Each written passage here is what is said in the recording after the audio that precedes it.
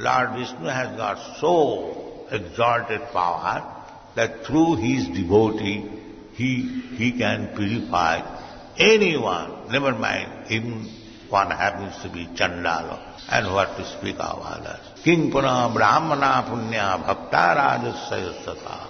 If they can be delivered, so what to speak? Those who are Brahmanas. Brahmana means Punya, without having background, pious activities. Nobody can take birth in rich family, in Brahmana family. Nobody can become highly learned person. Nobody can become beautiful. Janma Aishajya Sutasri. They are the action, reaction of Punna.